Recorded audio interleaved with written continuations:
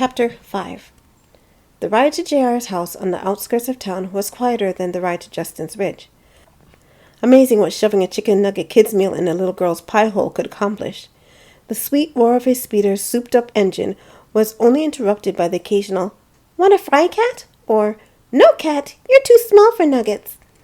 But by the time JR pulled up to his wooden cabin-style house in the middle of the forest west of Justin's Ridge, the food was gone and the distraction over. Zena was back to her chatty self. "Is this where you live?" Zena said as JR set her on the ground. A smile spread across her face. "It's beautiful. It looks like the house in the woods in the fairy tale book Mama reads to me. But wait."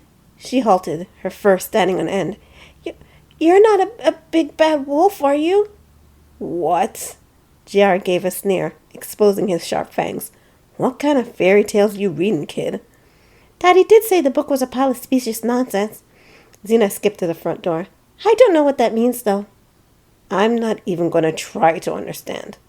JR went to pick up the baby, but paused when he saw her face. Her cheeks puffed out, and a pink hue had spread over them. She clenched her fist with so much effort her tail trembled. "You better not be getting sick." He picked her up to look in her eyes. "I don't do sick babies." Catherine stopped a few moments to pant, before straining again. JR sighed.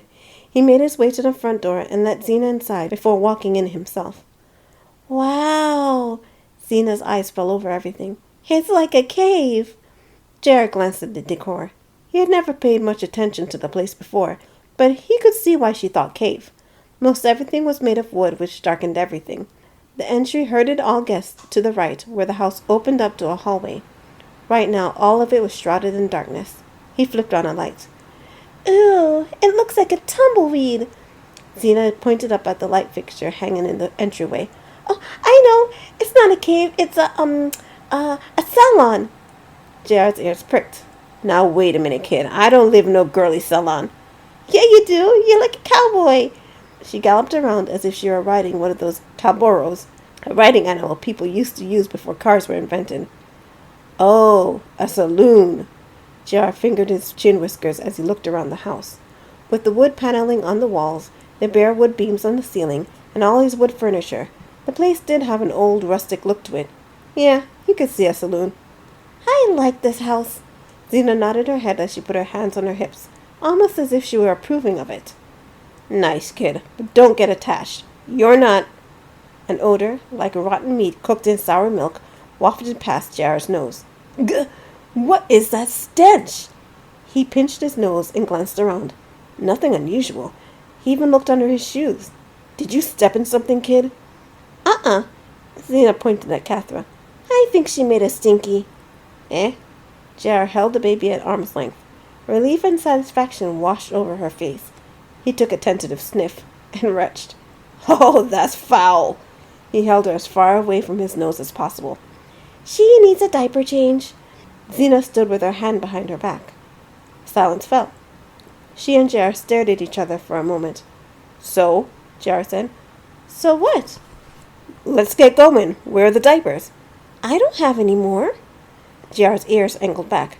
"Then how are we supposed to change her?" "Don't you have any diapers in the house?"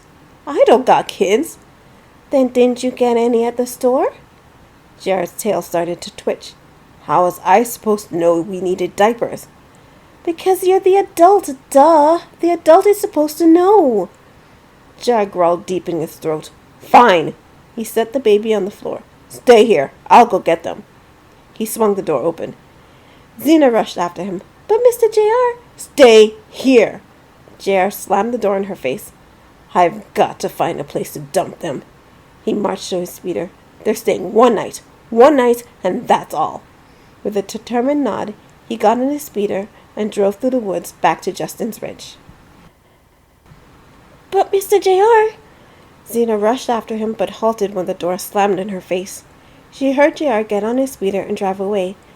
"But I don't think you're supposed to leave two girls all by themselves." Catherine shoved her fist in her mouth, falling on her back in the process. "He's not a very good adult, is he, Cat?" Zena put her hands on her hips. Catherine took her hand out of her mouth long enough to say, "A pack. Come on, Cat, don't flop. You can sit up." Zena pulled Catherine up to her feet. Want to try to walk? Whack! Whack! Cather cackled at Xena. Her stench drifted up to her. Ew, Cat! Xena let go of Cather so fast, Cather fell on her tail. You really stink. Cather only clapped her hands and laughed.